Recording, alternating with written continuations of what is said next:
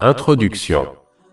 Le petit livre suivant traite d'un aspect du caractère noble, la connaissance.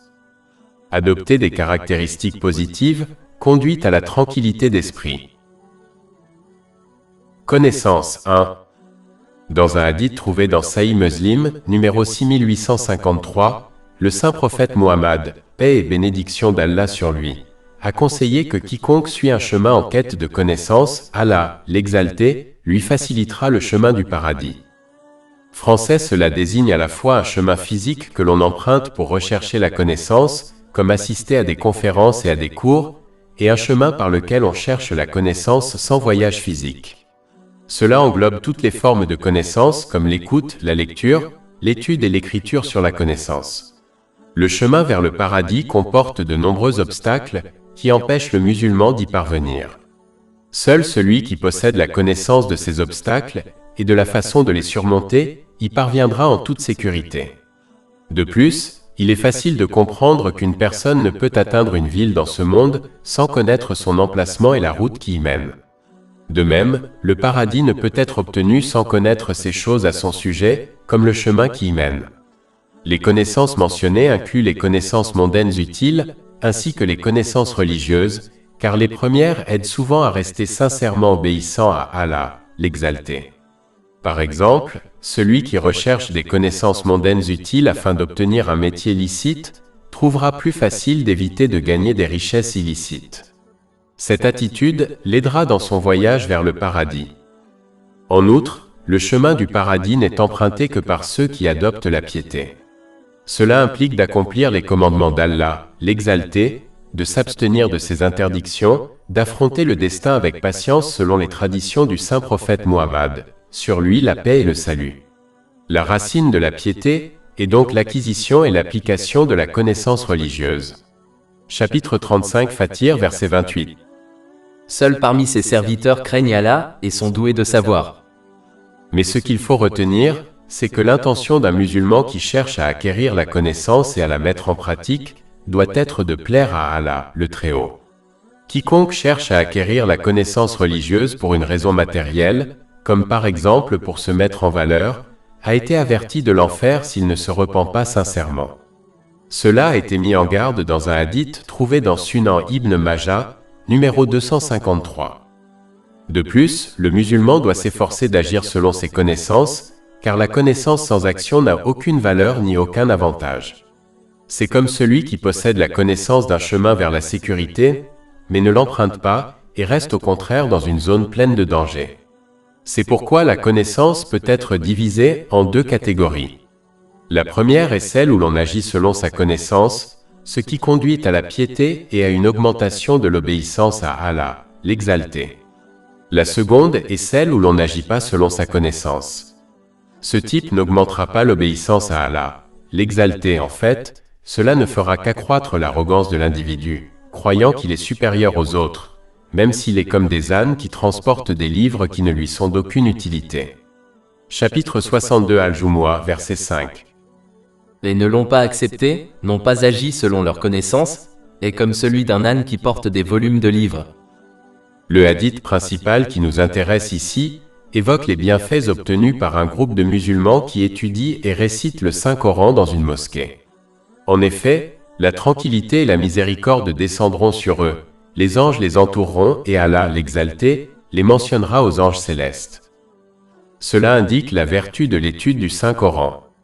En fait, le saint prophète Mohammed, que la paix et les bénédictions soient sur lui, a déclaré dans un hadith trouvé dans Sahih Bukhari, numéro 5027, que la meilleure personne est celle qui apprend le Saint-Coran et l'enseigne aux autres. Il est important de noter que cela inclut la mise en pratique des enseignements du Saint-Coran. Ce groupe de personnes est si spécial qu'Allah, l'exalté, pardonnera même à la personne qui les rejoint involontairement.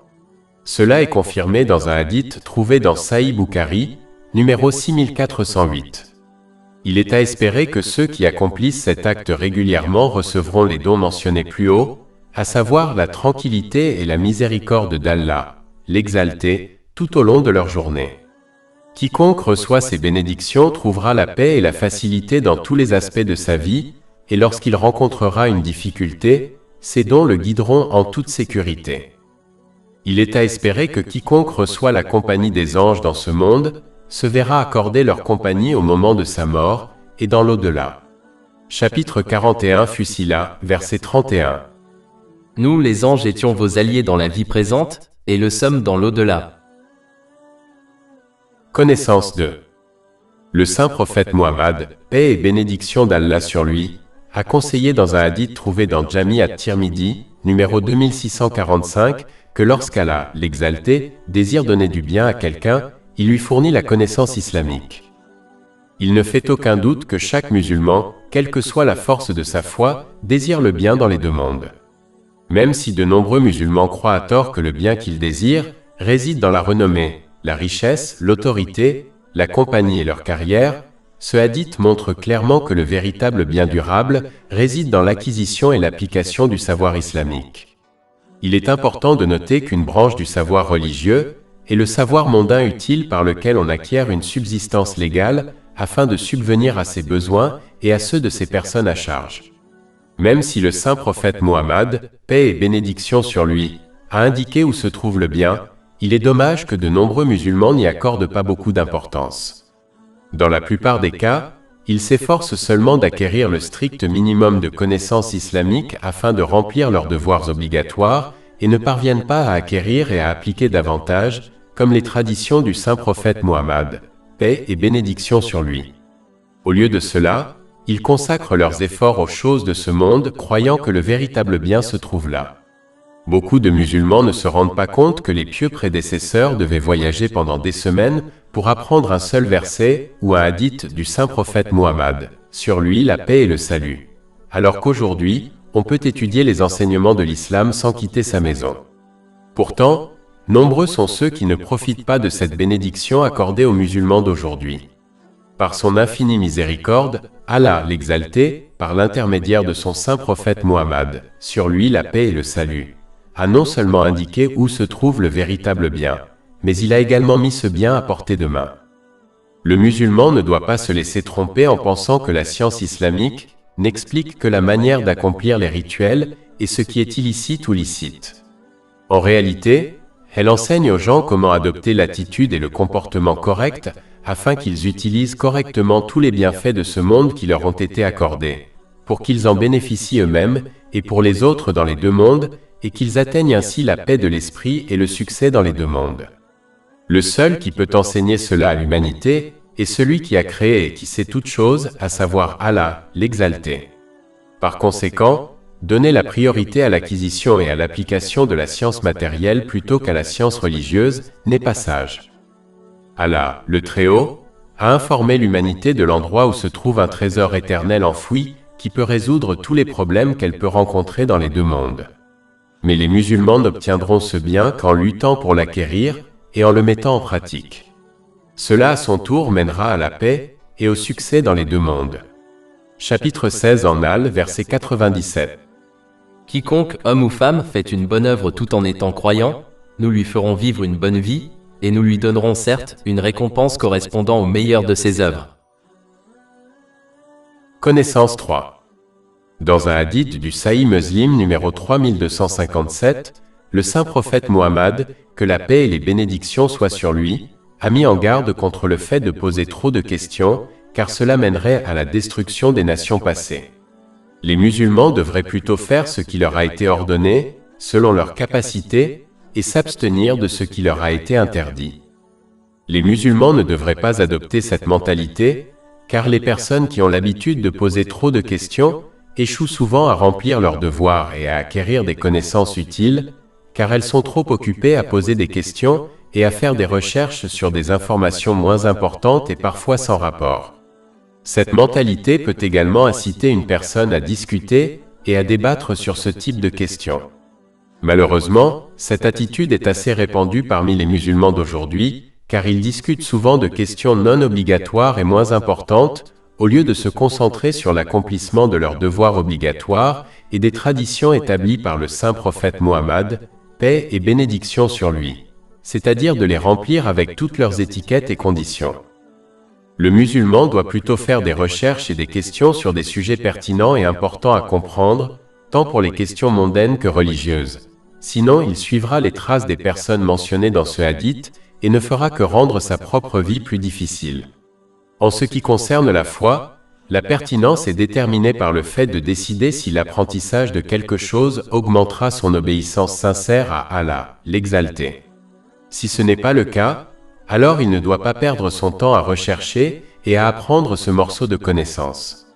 En ce qui concerne la vie mondaine, la pertinence est déterminée par le fait de décider si l'apprentissage de quelque chose l'aidera à accomplir ses devoirs mondains, tels que ses devoirs au travail. Si ce n'est pas le cas, alors il ne doit pas perdre son temps à rechercher et à apprendre ce morceau de connaissance. Enfin, il faut éviter de se laisser aller à la mentalité mentionnée dans le hadith principal, surtout lorsqu'on étudie les enseignements islamiques, car on peut facilement transformer ce qui devrait être un moyen d'obéir sincèrement à Allah, l'exalté dans tous les aspects de sa vie, en une étude académique de l'islam qui n'a aucun effet pratique sur sa vie et son comportement. Cette dernière attitude peut facilement être adoptée si l'on persiste à rechercher et à apprendre des connaissances qui n'augmenteront pas son obéissance sincère à Allah, l'exalté. Il s'agit facilement de la connaissance dont Allah, l'exalté, n'a pas parlé dans le Saint-Coran, ni de ce qui a été discuté par le saint prophète Muhammad, paix et bénédiction d'Allah sur lui, dans ses hadiths. Toute connaissance religieuse qui n'est pas abordée dans ces deux sources de guidance est sans importance et n'est donc pas nécessaire pour guider quelqu'un vers la paix et le succès dans les deux mondes. Si elle était nécessaire, elle aurait été abordée dans ces deux sources de guidance. Par conséquent, toute connaissance religieuse enracinée dans les deux sources de guidance est pertinente et doit être recherchée et mise en pratique. Toute autre connaissance religieuse doit être évitée. Connaissance 4. Dans un hadith trouvé dans Sunan Ibn Majah, numéro 253, le saint prophète Muhammad, paix et bénédiction d'Allah sur lui, a averti que celui qui acquiert des connaissances religieuses dans le but de se montrer aux savants, de discuter avec les autres, ou d'attirer l'attention sur lui-même ira en enfer. Même si la connaissance est le fondement de tout bien, aussi bien dans les domaines terrestres que religieux, les musulmans doivent comprendre que la connaissance ne leur sera bénéfique que s'ils corrigent d'abord leur intention. Cela signifie qu'ils s'efforcent d'acquérir et d'agir en fonction de la connaissance afin de plaire à Allah, l'exalté. Toutes les autres raisons ne mèneront qu'à une perte de récompense et même à une punition si le musulman ne se repent pas sincèrement. En réalité, la connaissance est comme l'eau de pluie qui tombe sur différents types d'arbres. Certains arbres poussent près de cette eau pour en faire bénéficier d'autres, comme un arbre fruitier. D'autres, au contraire, poussent près de cette eau et deviennent une nuisance pour les autres. Même si l'eau de pluie est la même dans les deux cas, les résultats sont très différents. De même, la connaissance religieuse est la même pour les gens, mais si l'on adopte une intention incorrecte, elle deviendra un moyen de destruction. Inversement, si l'on adopte une intention correcte, elle deviendra un moyen de salut. Les musulmans doivent donc corriger leur intention en toute chose, car ils seront jugés sur cette base. Ceci est confirmé par un hadith trouvé dans Sahih Bukhari, numéro 1. Et ils doivent se rappeler que l'une des premières personnes à entrer en enfer sera un savant qui n'a acquis le savoir que pour se vanter devant les autres. Ceci a été averti dans un hadith trouvé dans Sahih Muslim, numéro 4 1923. De plus, il faut associer sa bonne intention à l'action selon ses connaissances, car la connaissance sans action n'est pas une connaissance utile, c'est simplement une information. Ne pas agir selon ses connaissances est comme un médecin qui ne met pas en pratique ses connaissances médicales pour soigner les gens. De la même manière, il ne fait aucun bien à lui-même ou aux autres. De même, un musulman qui possède des connaissances islamiques et ne les met pas en pratique. En fait, cette personne a été comparée à un âne qui transporte des livres de science. Chapitre 62 Al-Jumu'ah, verset 5. Les ne l'ont pas accepté, n'ont pas agi selon leurs connaissances, est comme celui d'un âne qui porte des volumes de livres. De plus, quiconque dissimule un savoir sans raison valable sera bridé par le feu au jour du jugement. Ceci est confirmé par un hadith trouvé dans Jami' at-Tirmidhi, numéro 2649. Par conséquent, les musulmans doivent partager les connaissances utiles qu'ils ont acquises avec les autres. Il serait tout simplement stupide de ne pas le faire car cela fait partie des bonnes actions qui profiteront aux musulmans, même après sa mort. Cela a été conseillé dans un hadith trouvé dans Sunan Ibn Majah, numéro 241. Ceux qui ont accumulé le savoir ont été oubliés par l'histoire, mais ceux qui l'ont partagé avec les autres sont devenus connus comme les savants et les enseignants de l'humanité. Enfin, l'objectif de l'acquisition du savoir n'est pas de vaincre les autres dans des débats. Le devoir du musulman est de présenter la vérité aux autres correctement, avec des preuves solides. Il ne lui incombe pas de forcer les gens à accepter la vérité par l'argumentation et le débat. Cette attitude ne fait qu'éloigner les gens de la vérité. Au contraire, il faut expliquer la vérité aux gens sans argumenter et montrer cette vérité en agissant soi-même. C'est ainsi que se comportaient les pieux prédécesseurs, et cette méthode est beaucoup plus efficace pour amener les autres vers la vérité. Connaissance 5. Dans un hadith trouvé dans le Sunan Ibn Majah, numéro 219, le saint prophète Mohammed, que la paix et les bénédictions soient sur lui, a conseillé qu'apprendre un verset du Saint-Coran est mieux que d'accomplir 100 cycles de prières surérogatoires. Et apprendre un sujet de science islamique, même si on ne le met pas en pratique, est mieux que d'accomplir 1000 cycles de prières surérogatoires. Apprendre un verset implique de l'étudier, et plus important encore, de mettre en pratique ses enseignements dans sa vie. Il est important de noter qu'un musulman n'obtiendra cette récompense que s'il s'efforce sincèrement d'agir sur le sujet de la connaissance qu'il a apprise et de la mettre en pratique lorsque l'occasion se présente. Ce n'est que lorsqu'il n'a pas l'occasion d'agir sur le sujet de la connaissance islamique qu'il obtiendra la récompense d'offrir 1000 cycles de prière, même s'il ne l'agit pas réellement.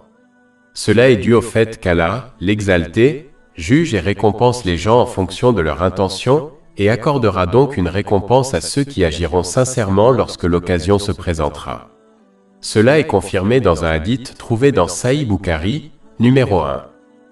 Enfin, comme l'indique le hadith principal dont nous discutons, acquérir et mettre en pratique la connaissance est de loin supérieur à l'adoration surérogatoire. En effet, la majorité des musulmans ne comprennent pas la langue arabe et sont donc moins susceptibles d'améliorer leur comportement et leur obéissance à Allah, l'exalté, de manière positive, car ils ne comprennent pas la langue qu'ils utilisent pour adorer Allah, l'exalté. En revanche, apprendre et mettre en pratique la connaissance est beaucoup plus susceptible d'inciter à changer pour le mieux. C'est la raison pour laquelle certains musulmans passent des décennies à accomplir des adorations surérogatoires, mais n'améliorent pas le moins du monde leur comportement envers Allah, l'exalté, ou envers les gens. Ce n'est de loin pas la meilleure ligne de conduite. De plus, on ne peut pas adorer Allah, ni lui obéir dans ses actes quotidiens, ni accomplir correctement les droits des gens sans connaissance. L'ignorant commettra des péchés sans s'en rendre compte, car il ne sait pas quelles actions sont considérées comme des péchés. L'ignorant omet souvent d'accomplir de bonnes actions dans toutes les conditions et les règles de bienséance, de sorte que ses nombreux actes d'adoration volontaire seront insuffisants. Alors que l'informé peut accomplir moins de bonnes actions, mais il les accomplira correctement, obtenant ainsi plus de récompenses que l'adorateur ignorant. Connaissance 6. Dans un hadith trouvé dans le livre de l'imam Munzari, Conscience et appréhension, numéro 2520, le saint prophète Mohammed, paix et bénédiction d'Allah sur lui, a conseillé les caractéristiques d'une personne chanceuse. La première caractéristique est qu'ils agissent en fonction de leur savoir utile. Le savoir n'est utile que si l'on agit en fonction de celui-ci, sinon il témoignera contre soi au jour du jugement. Ne pas agir en fonction de son savoir et espérer obtenir le succès est aussi stupide que celui qui possède une carte de la destination souhaitée, mais ne l'utilise pas et espère quand même y arriver en toute sécurité. Il est vital pour les musulmans de maîtriser les deux aspects du savoir. Le premier est de l'acquérir d'une source fiable, et le deuxième est d'agir sincèrement en fonction de celui-ci pour le plaisir d'Allah, l'exalté. Le musulman doit trouver le chemin du paradis et le parcourir pour l'atteindre. Connaissance 7. Dans un hadith trouvé dans le livre de l'imam Munzari, Conscience et appréhension, numéro 2556, le saint prophète Mohammed, paix et bénédiction d'Allah sur lui, a donné la bonne nouvelle à celui qui possède les caractéristiques suivantes.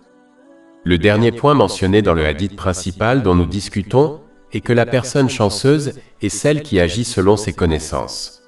Il est important de le faire car ignorer ses connaissances et agir en contradiction avec elles est un signe de grande ignorance. Ce type de connaissance n'est d'aucune utilité.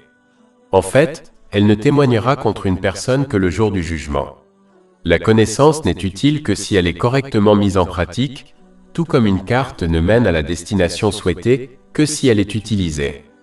Ne pas mettre en pratique ces connaissances ne mènera pas sur le chemin du paradis. Cela ne fera que nous laisser dans l'obscurité, confus et perdus. Connaissance 8. J'ai eu une pensée que je voulais partager avec vous. Les aînés d'une famille, en particulier les parents, utilisent souvent une phrase qui, selon eux, indique leur bonne direction, à savoir que les aînés savent mieux. Pour être honnête, cette phrase était vraie à l'époque des pieux prédécesseurs, car les aînés de cette époque s'efforçaient d'acquérir des connaissances utiles et d'agir en conséquence. Ils ont mis de côté leurs propres opinions et pensées, et ont plutôt adopté les conseils du Saint-Coran et les traditions du saint prophète Mohammed, paix et bénédiction d'Allah sur lui. En raison de leurs efforts sincères, ils ont été assurés de la bonne direction par Allah, l'Exalté. Chapitre 29 Al-Ankabut, verset 69. Et ceux qui luttent pour nous, nous les guiderons certainement vers nos chemins. Cette affirmation s'appliquait donc à eux, et les jeunes de l'époque avaient intérêt à suivre les conseils de ces anciens. Mais malheureusement, les temps ont changé. De nos jours, la majorité des anciens ne recherchent pas la connaissance bénéfique ni n'agissent en fonction de celle-ci. Au contraire, la grande majorité d'entre eux agissent selon leurs pratiques culturelles qui, dans la plupart des cas, n'ont aucun fondement dans les enseignements islamiques. Ils fuient la connaissance bénéfique et se contentent de ces enseignements basés sur des pratiques culturelles inventées. À cause de cette ignorance, les anciens ont parfois raison et parfois tort. Par conséquent, l'affirmation selon laquelle les anciens savent mieux que quiconque n'est plus valable. Il est important de noter que cela ne signifie pas que le musulman doit ignorer ou manquer de respect à ses aînés, car cela contredit complètement les enseignements de l'islam.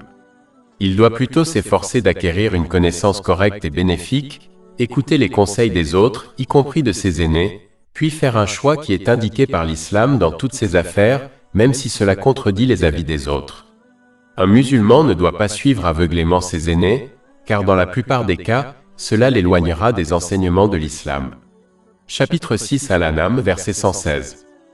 Et si vous obéissez à la plupart des gens sur terre, ils vous égareront certainement du sentier d'Allah. Ils ne suivent que des conjectures, et ne sont que des égarés. Il est possible de faire cela tout en respectant les autres, en particulier les aînés. Si les musulmans font cela, peut-être qu'un jour viendra où cette affirmation redeviendra vraie. Connaissance 9. J'ai eu une pensée que je voulais partager avec vous. Les musulmans se plaignent souvent de se sentir déconnectés d'Allah, l'Exalté, même s'ils participent à des rassemblements religieux et écoutent des conférences religieuses. L'une des principales raisons de ce phénomène est qu'ils ont adopté une attitude incorrecte qui contredit l'attitude de leurs prédécesseurs pieux. Ils participent à ces activités en quête de divertissements licites. Ils n'ont pas l'intention de rechercher et d'agir sur la base de la connaissance utile afin d'accroître leur obéissance à Allah, l'Exalté, en accomplissant ses commandements, en s'abstenant de ses interdictions et en affrontant le destin avec patience, ce qui conduit à la proximité d'Allah, l'Exalté. Telle était l'attitude de nos prédécesseurs pieux, qui n'avaient pour objectif que la proximité d'Allah, l'Exalté, dans toutes leurs activités. Une bonne façon de déterminer si l'on agit avec la bonne attitude est de s'évaluer soi-même après avoir participé à l'activité. Si l'on acquiert une connaissance utile, ou si on lui rappelle une connaissance utile qui l'incite à augmenter son obéissance à Allah, l'Exalté, alors c'est utile. Si cela ne se produit pas, soit le rassemblement religieux ou la conférence sont entachés d'une erreur, soit l'auditeur a une erreur dans son intention. Dans les deux cas, ils n'ont pas rempli le but principal des rassemblements religieux ou des conférences. Le musulman doit éviter les rassemblements et les conférences qui se concentrent davantage sur le divertissement, comme le fait de raconter des histoires qui peuvent fasciner la foule, mais qui ne contiennent aucun enseignement utile. C'est seulement en participant au rassemblement approprié avec la bonne intention qu'un musulman atteindra la proximité d'Allah, l'Exalté. Sinon, il ne fait que participer à des rassemblements de divertissement qui n'amélioreront pas son caractère et ne l'augmenteront pas dans son obéissance et sa proximité d'Allah, l'Exalté. Connaissance 10. J'ai eu une pensée que je voulais partager. Il est important que les musulmans comprennent que leurs connaissances matérielles, quelle que soit leur quantité, ne suffisent pas pour réussir dans leur vie religieuse. Même si l'acquisition de connaissances matérielles utiles est louable selon les enseignements de l'islam, car c'est un excellent moyen pour une personne d'obtenir une subsistance légale pour elle-même et ses proches, elle ne suffit pas à les guider en toute sécurité dans leur vie religieuse. Par exemple, dans la plupart des cas, les connaissances matérielles n'enseigneront pas à quelqu'un comment traverser en toute sécurité une difficulté ou une épreuve d'une manière qui plaise à Allah, l'Exalté, afin qu'il obtienne une récompense dans les deux mondes. Les devoirs obligatoires et les traditions du saint prophète Muhammad, sur lui la paix et le salut, ne peuvent pas être mises en pratique par un musulman qui ne possède que des connaissances matérielles. En fait, les connaissances religieuses ont le pouvoir de guider une personne vers le succès dans les deux mondes, alors que les connaissances matérielles ne peuvent aider une personne que dans ce monde. Celui qui possède la connaissance religieuse adhérera à l'obéissance à Allah, l'Exalté, ce qui lui apportera de telles bénédictions et grâces qu'il réussira dans les deux mondes. En revanche, la connaissance matérielle l'incitera à déduire son propre chemin dans la religion, au lieu d'agir selon les enseignements des bien guidés, à savoir les pieux prédécesseurs. La religion ne consiste pas à créer son propre chemin, mais simplement à adhérer aux enseignements de l'islam. Malheureusement, de nombreux musulmans qui possèdent des connaissances matérielles ne se rendent pas compte de ce point important, ce qui ne fait que réduire leurs chances de réussir dans les deux mondes. Par conséquent, les musulmans doivent s'efforcer d'acquérir et d'appliquer à la fois les connaissances religieuses et les connaissances matérielles utiles s'ils souhaitent réussir dans les deux mondes. C'est pourquoi l'acquisition de connaissances utiles est un devoir pour tous les musulmans selon un hadith trouvé dans Sunan Ibn Majah, numéro 224. Connaissance 11. J'ai eu une pensée que je voulais partager avec vous. Bien que le nombre de savants, de conférenciers et de matériel pédagogique islamique ait augmenté au fil du temps, la force des musulmans n'a fait que diminuer. Il y a plusieurs raisons à cela. L'une des principales raisons est que de nombreux savants n'ont pas adopté la bonne intention lorsqu'ils enseignent aux autres. Au lieu de suivre les traces de leurs prédécesseurs pieux, en enseignant uniquement pour l'amour d'Allah, l'Exalté, ils ont enseigné pour d'autres raisons telles que la popularité et les choses de ce monde. Par exemple, ils s'efforcent souvent d'être au centre des rassemblements et des événements, et ne se satisfont pas d'une place qui est à l'écart, ils désirent plutôt une place au centre. Lorsque leur intention est devenue telle, Allah, l'Exalté, a supprimé l'effet positif de leur discours et ils ont donc peu d'influence positive sur leurs auditeurs. Un autre facteur est que l'intention des auditeurs n'est pas correcte. Ils assistent aux conférences non pas pour l'amour d'Allah, l'Exalté, et pour changer pour le mieux. Beaucoup assistent plutôt aux conférences en quête d'une élévation spirituelle, comme un concert de musique. Ils recherchent le divertissement et non la réforme. Ils se complaisent en prétendant qu'ils travaillent dur pour mettre en pratique les enseignements de l'islam en participant à de nombreux événements et rassemblements. Mais à cause de leur attitude, ils ne changent pas pour le mieux en mettant en pratique les leçons qu'ils ont entendues. Ils croient que le simple fait d'écouter est suffisant pour plaire à Allah, l'Exalté, et pour réussir. C'est pourquoi certains assistent à des conférences pendant des décennies, sans pour autant changer du tout pour le mieux. Enfin, beaucoup de savants n'ont pas mis en pratique ce qu'ils prêchent. Par exemple, ils enseignent aux autres à s'unir, mais ils sont déconnectés des autres savants et n'aident pas les autres savants et les institutions dans le bien, car ils craignent d'être oubliés s'ils le font. Ils conseillent aux autres de se détourner du monde matériel, alors qu'ils sont les plus absorbés par celui-ci. Même s'ils prétendent être détachés dans leur cœur, ce qui est faux dans la plupart des cas, ils ont quand même dévié de la tradition du saint prophète Muhammad, que la paix et les bénédictions soient sur lui, qui était le plus détaché de ce monde, aussi bien extérieurement qu'intérieurement. Ils auraient dû montrer un exemple pratique, au lieu de dire une chose et d'en faire une autre. Cela a rendu leurs enseignements inefficaces. Connaissance 12. J'ai lu il y a quelque temps un article de presse dont je voulais parler brièvement. Il racontait comment certaines personnes ne réussissent qu'après être devenues expertes dans leur domaine. Il est important de noter que l'islam enseigne aux musulmans qu'ils n'ont pas besoin de devenir des érudits pour réussir réellement dans les deux mondes. Tout ce qu'ils ont à faire, c'est de s'efforcer d'apprendre et d'agir selon les simples enseignements de l'islam en fonction de leurs capacités et de leur potentiel. Cela est facilement réalisable pour un non-érudit. Par exemple, un musulman peut commencer par comprendre et agir selon 3 versets du Saint-Coran qui le guideront vers le succès éternel. Le premier est le chapitre 65 At-Talaq, verset 2. Et quiconque craint Allah, il lui donnera une issue. Selon ce verset, le musulman est assuré d'être bien guidé et de réussir dans tous les aspects de sa vie tant qu'il accomplit les commandements d'Allah, l'exalté, s'abstient de ses interdictions et affronte son destin avec patience, conformément aux traditions du saint prophète Muhammad, que la paix et les bénédictions soient sur lui. Cela lui permettra d'utiliser les bénédictions qui lui ont été accordées d'une manière qui plaise à Allah, l'exalté, ce qui à son tour mène à la paix et au succès dans les deux mondes. Chapitre 16 en Al, verset 97. Quiconque, homme ou femme, fait une bonne œuvre tout en étant croyant, nous lui ferons vivre une bonne vie, et nous lui donnerons certes une récompense correspondant au meilleur de ses œuvres. Le verset suivant se trouve dans le chapitre 2 Al-Baqarah, verset 216. Il se peut que vous haïssiez une chose et qu'elle soit pour vous un bien. Il se peut que vous aimiez une chose et qu'elle soit pour vous un mal. Et Allah sait, tandis que vous ne savez pas. Ce verset aide le musulman à surmonter toutes les difficultés qu'il pourrait rencontrer au cours de sa vie. Le musulman doit comprendre que chaque situation recèle de nombreuses sagesses bénéfiques qui ne sont pas immédiatement apparentes. On peut trouver de nombreux exemples dans sa propre vie où l'on a cru que quelque chose était bon, mais que cela s'est avéré mauvais et vice-versa. Par conséquent, il doit endurer patiemment chaque difficulté en évitant de se plaindre et en maintenant son obéissance à Allah, l'exalté, sachant que la situation est la meilleure pour lui, même s'il n'observe pas les sagesses qui se cachent derrière. Le dernier verset se trouve dans le chapitre 2 Al-Baqarah, verset 286. Allah ne charge une âme que dans la mesure de ses capacités. Ce verset rappelle aux musulmans qu'aucune difficulté ni obligation ne dépasse leur force.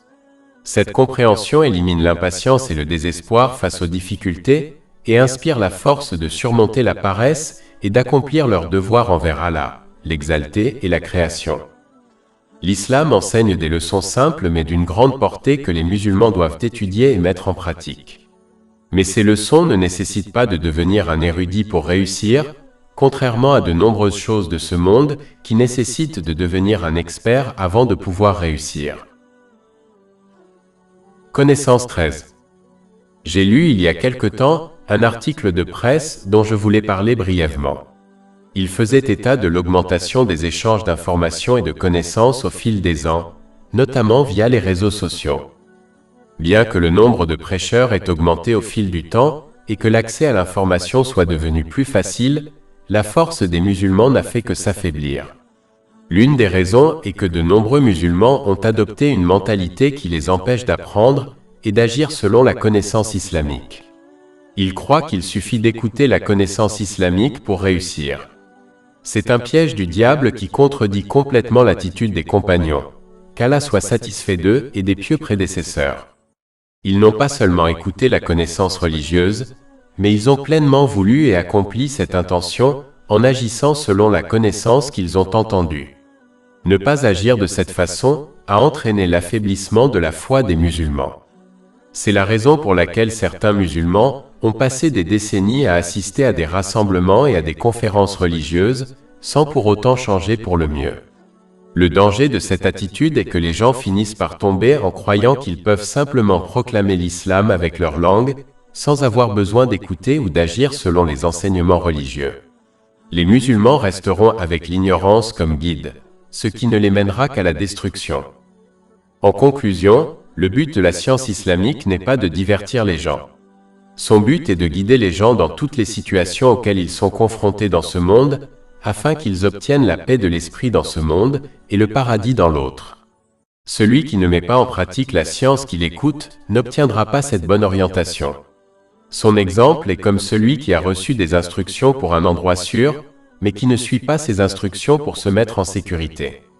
Ou comme le malade à qui on prescrit un remède, mais qui ne prend pas le médicament. Cette attitude doit être évitée. Chapitre 17 Al-Isra, verset 82. Et nous faisons descendre du Coran ce qui est une guérison et une miséricorde pour les croyants. Mais cela n'augmente en rien la perte des injustes. Connaissance 14. J'ai lu il y a quelque temps un article de presse dont je voudrais parler brièvement. Il mentionnait que le taux de mariage dans un certain pays diminuait au fil du temps. Les gens prétendaient qu'ils ne souhaitaient pas assumer les responsabilités du mariage. Si une personne acceptait une offre d'emploi sans connaître les informations qui y sont liées, comme les responsabilités du poste, son salaire et les assurances proposées, cette personne serait qualifiée de complètement folle par les autres. Une personne intelligente n'accepterait jamais une offre d'emploi sans connaître ces détails importants. Pourtant, de nombreuses personnes sont désespérées d'assumer certaines tâches sans avoir connaissance des responsabilités qui y sont liées. Par exemple, ces personnes sont désespérées de se marier, mais elles ont peu ou pas de connaissances sur les responsabilités et les devoirs d'un mari ou d'une femme et sur les droits de chaque conjoint. C'est l'une des principales raisons pour lesquelles le taux de divorce chez les musulmans a grimpé en flèche ces dernières années. De même, ces types de personnes sont désespérées d'avoir des enfants, mais ont peu ou pas de connaissances sur les responsabilités liées à l'éducation d'un enfant, comme les droits des parents et des enfants. Encore une fois, c'est l'une des principales raisons pour lesquelles le nombre de jeunes musulmans en prison a considérablement augmenté ces dernières années. Les couples ont des enfants, mais ne parviennent pas à les élever correctement. Comment pourraient-ils le faire s'ils ne possèdent pas les connaissances nécessaires pour le faire? Il est essentiel que les musulmans apprennent et comprennent les responsabilités des choses qu'ils désirent faire avant de s'engager dans cette situation. Sans cette connaissance, ils ne causeront que des ennuis à eux-mêmes et aux autres. De la même manière qu'ils n'acceptent pas une offre d'emploi sans connaître les responsabilités qui y sont liées, ils ne devraient jamais accepter d'autres tâches plus difficiles qu'un travail profane, comme le mariage, sans connaître les responsabilités qui y sont liées. Connaissance 15. J'ai lu il y a quelque temps un article de presse dont je voulais parler brièvement. Il parlait de personnes qui avaient voyagé dans un pays étranger et avaient enfreint une loi qu'elles ignoraient pendant leur voyage. Il est important de comprendre que la célèbre affirmation selon laquelle l'ignorance est une bénédiction n'est pas vraie, en particulier en ce qui concerne les affaires religieuses et l'au-delà. Malheureusement, certains musulmans croient que du simple fait qu'ils ne connaissent pas une règle islamique, ils sont exemptés de l'obéissance à celle-ci et qu'Allah, l'exalté, ne les tiendra pas responsables de cela. C'est l'un des pires types d'ignorance, car Allah, l'exalté, a clairement indiqué qu'il n'y a pas d'excuse et que les musulmans doivent apprendre et agir selon les enseignements de l'islam. En fait, le saint prophète Mohammed, que la paix et les bénédictions soient sur lui, a déclaré que cela était un devoir pour tous les musulmans dans un hadith trouvé dans Sunan Ibn Majah, numéro 224. C'est un piège du diable de croire que l'ignorance est une excuse acceptable et que l'on n'a pas besoin d'acquérir des connaissances sur l'islam. Si un gouvernement n'accepte pas cette excuse, comment peut-on espérer qu'Allah le Très-Haut le fasse? Tout comme une personne qui assume une responsabilité est censée connaître les règles qui y sont liées, comme par exemple le permis de conduire, celui qui accepte l'islam comme religion est tenu d'apprendre les règles qui y sont liées. Par conséquent, les musulmans doivent éviter l'ignorance, car elle ne leur sera d'aucun secours dans ce monde et ne leur sera certainement d'aucune aide dans l'au-delà. Chapitre 6 Al-An'am, verset 149. Dit, Allah a l'argument le plus concluant. Connaissance 16. L'ignorance est une grande distraction qui empêche de se soumettre à l'obéissance d'Allah, le Très-Haut. On peut soutenir qu'elle est à l'origine de tout péché, car celui qui connaît vraiment les conséquences des péchés ne les commettra jamais. Cela fait référence à la véritable connaissance bénéfique, qui est une connaissance sur laquelle on agit.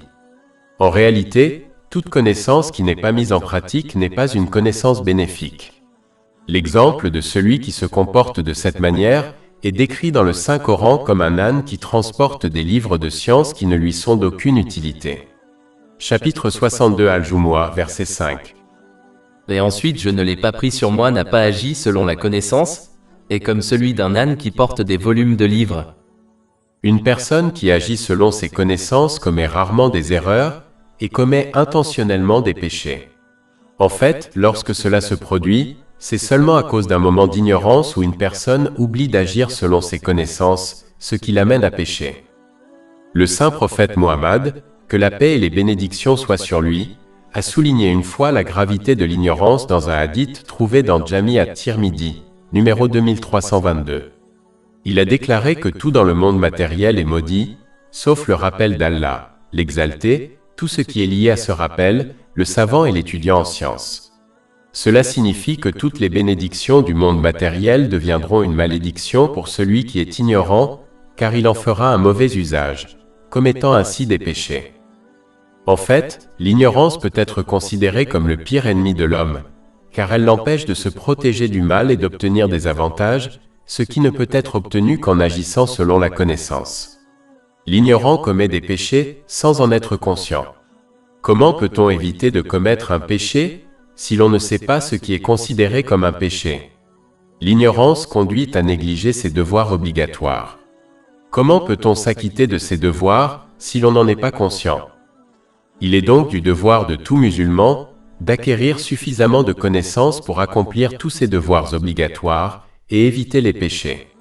Ceci est confirmé par un hadith trouvé dans Sunan Ibn Majah, numéro 224.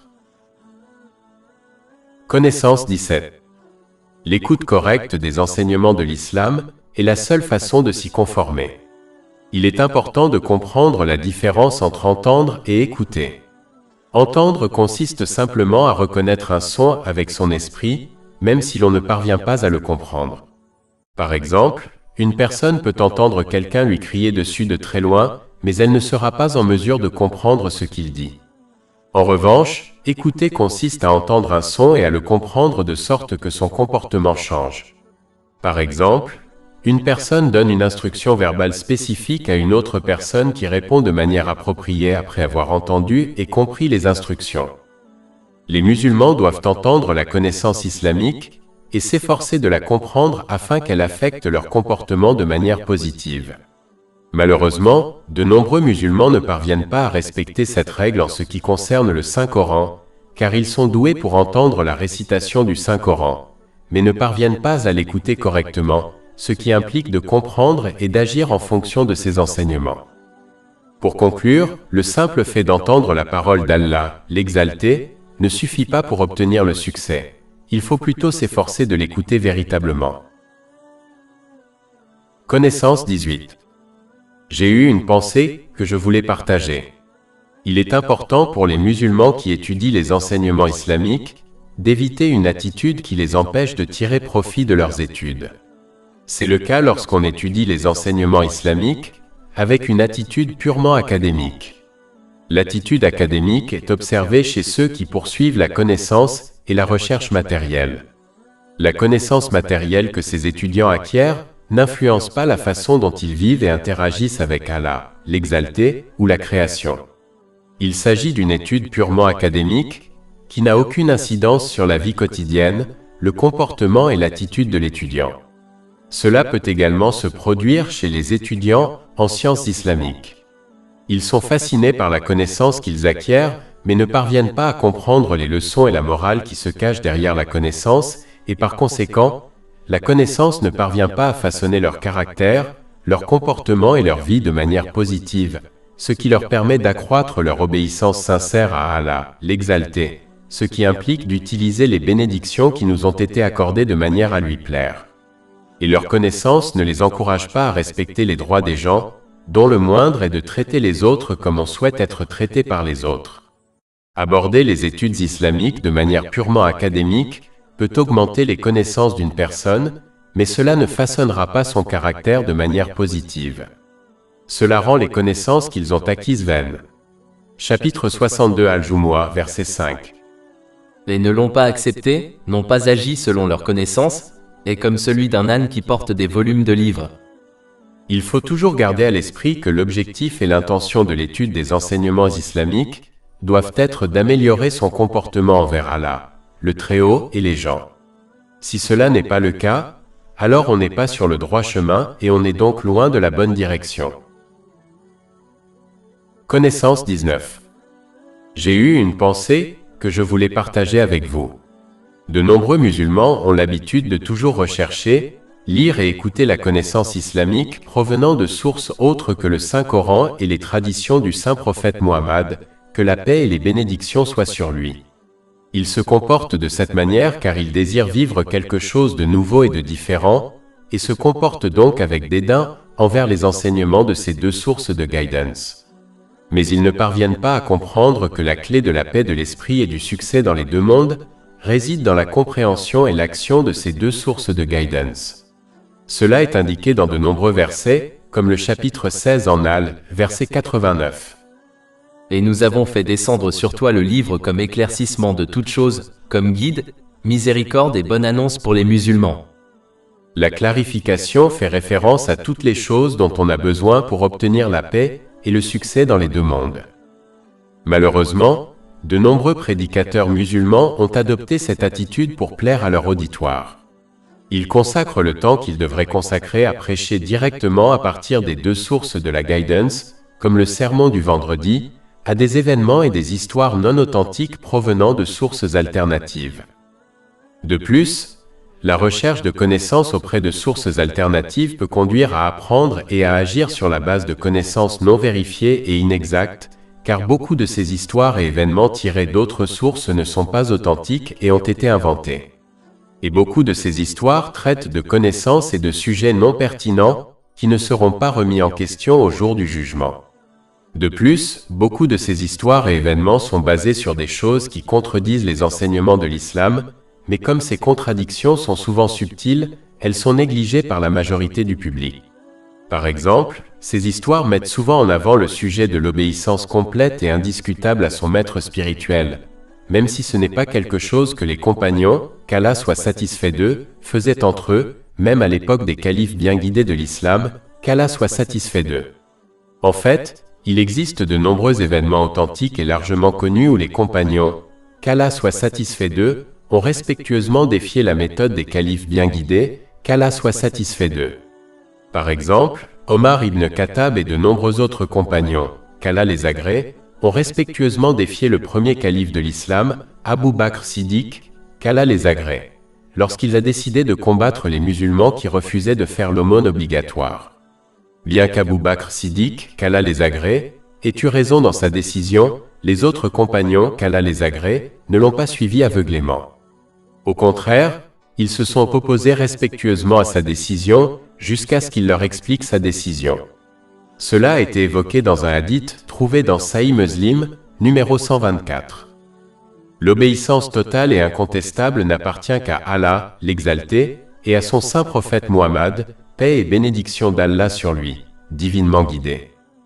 En conclusion, le musulman doit comprendre que l'étude et l'application des deux sources de guidance mènent à la paix et au succès dans les deux mondes. En fait, plus il se consacre à ces deux sources de guidance, plus les portes de la sagesse et de la compréhension lui seront ouvertes. Par conséquent, il n'est pas nécessaire de rechercher la bonne guidance et la connaissance islamique auprès de sources peu fiables et non authentiques. Telle était l'attitude des compagnons, qu'Allah soit satisfait d'eux, et c'est la seule voie vers le succès. Chapitre 29 Al-Ankabut, verset 69. Quant à ceux qui luttent pour notre cause, nous les guiderons assurément sur notre chemin. Et Allah est certainement avec les bienfaisants. Connaissance 20. J'ai eu une pensée que je voulais partager. L'effort pour acquérir des connaissances matérielles ou religieuses qui aideront à obéir à Allah, le Très-Haut, est louable en islam. Malheureusement, de nombreuses communautés musulmanes n'encouragent pas leurs enfants, en particulier leurs filles, à faire des études, car elles prétendent qu'elles se marieront simplement, auront des enfants et vivront comme des femmes au foyer. Même s'il n'y a aucun mal à ce qu'une femme choisisse d'être une femme au foyer si elle le souhaite, il n'en reste pas moins qu'une éducation matérielle présente de nombreux avantages qu'il ne faut pas négliger. L'éducation matérielle est importante, car elle aide à façonner et à modeler le caractère d'une personne. Grâce à elle, on apprend comment fonctionne le monde et comment faire face à différentes situations et types de personnes. Toutes ces choses aideront une femme musulmane à faire face aux différentes situations auxquelles elle est vouée à être confrontée dans la vie. De plus, une bonne éducation qui mène à une bonne carrière permet à une femme musulmane d'être plus sélective dans le choix de son conjoint. En revanche, une femme sans éducation aura toujours moins de liberté de choix. Être plus sélective permettra à une femme musulmane de choisir un conjoint approprié, selon les enseignements de l'islam, qui saura respecter ses droits. Le fait d'avoir reçu une éducation mondaine amène également les autres à la respecter davantage, comme son mari. Celui qui est le plus respecté est forcément mieux traité par les autres. Enfin, la femme musulmane instruite qui a une carrière devient financièrement indépendante de tous les autres, comme de son mari. Cela amènera les autres à la respecter davantage et réduira les risques qu'elle soit lésée par son mari, car une des principales raisons pour lesquelles une femme est maltraitée par son mari est qu'il sait qu'elle dépend entièrement de lui. Dans de nombreux cas, si les abus sont trop importants, une femme sans éducation est beaucoup moins susceptible de quitter son mari violent car elle dépend entièrement de lui. Elle peut également être repoussée par ses parents, car ils ne peuvent pas se permettre de prendre soin d'elle et de ses enfants. Cela se produit souvent au sein de la communauté musulmane. Alors que, si la femme musulmane a été instruite, elle est dans la bonne position financière pour quitter son mari et subvenir à ses besoins et à ceux de ses enfants grâce à sa propre carrière. Cela ne signifie pas qu'elle doit quitter son mari pour des problèmes insignifiants, car cela est puéril et critiqué par l'islam. Mais cela signifie qu'une éducation profane donne à une femme une liberté financière, ce qui est vital lorsqu'elle fait face à des difficultés conjugales, comme le divorce. Ce ne sont là que quelques raisons pour lesquelles il est essentiel pour les musulmans d'acquérir une éducation profane et d'encourager la prochaine génération à faire de même. Connaissance 21. J'ai eu une pensée que je voulais partager avec vous. Dans le verset suivant du Saint-Coran, Allah, l'Exalté, critique une mentalité que les nations du passé ont adoptée et qui est maintenant adoptée par la nation musulmane. Chapitre 23 Al-Moumina, verset 53. Mais ils le peuple divisèrent leur religion en parties sectes, chaque faction dans ce qu'elle avait, se réjouissant. Si l'on observe la nation musulmane, on constate cette attitude parmi d'innombrables écoles de pensée et sectes. Chacune d'entre elles croit fermement être du côté des anges, et dans de nombreux cas, critique et condamne les autres sectes et écoles de pensée. Elles sont entièrement satisfaites de leurs interprétations et de leur compréhension de l'islam sans aucun signe de doute dans leurs croyances. Il est étrange d'observer autant d'écoles de pensée différentes, mais toutes sont absolument sûres d'être les seules sur la bonne voie. L'une des principales raisons pour lesquelles les gens adoptent cette attitude est due à une loyauté mal placée. Au lieu de suivre les traces des compagnons, qu'Allah soit satisfait d'eux, dont la loyauté n'était accordée qu'à Allah l'Exalté et à son saint prophète Muhammad, paix et bénédiction sur lui, les gens après eux ont placé leur loyauté envers leur école de pensée et leurs aînés au-dessus de tout. Même s'ils pensaient qu'un concept islamique emprunté à une autre école de pensée leur semblait plus juste, ils le rejetaient quand même et suivaient à la place l'interprétation proposée par leur propre école de pensée, simplement par loyauté aveugle. Comme les gens ne sont pas parfaits, leur interprétation des enseignements islamiques ne sera jamais complètement parfaite. Par conséquent, aucune école de pensée qui s'appuie sur les interprétations données par ses aînés ne peut être complètement parfaite. Quelqu'un qui est fidèle à Allah, l'Exalté, et à son saint prophète Muhammad, paix et bénédiction sur lui, reconnaîtra cette vérité et acceptera donc la meilleure interprétation des enseignements islamiques de n'importe quelle école de pensée. Les musulmans doivent éviter la loyauté aveugle et le suivi aveugle, car cela peut conduire à l'égarement et est en contradiction avec la voie de l'islam. Chapitre 12 Yusuf, verset 108. Dis, tel est mon chemin. J'appelle à Allah, avec discernement moi et ceux qui me suivent. Au contraire, il faut maintenir sa loyauté envers Allah, l'Exalté, et son saint prophète Muhammad, paix et bénédiction sur lui, en acceptant et en agissant selon les meilleures interprétations de la connaissance islamique, quelle que soit leur origine. Plus de 400 livres électroniques, livres audio, infographies, podcasts et blogs gratuits disponibles sur notre site web www.checpod.com